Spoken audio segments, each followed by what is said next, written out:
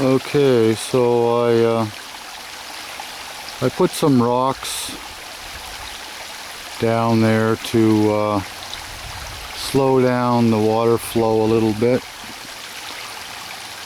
I could have removed a couple rocks that head down to the main falls here, and that would restrict the flow a lot more.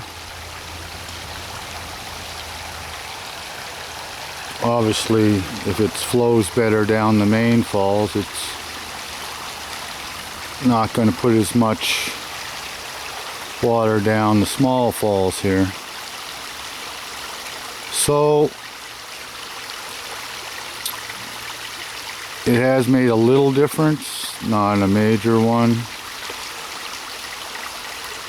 I'm just seeing, I guess, how easy it is to control the flow. Obviously, I open up a little bit more on the main falls. It will slow down the input to the small falls. But it is slowing it down some. But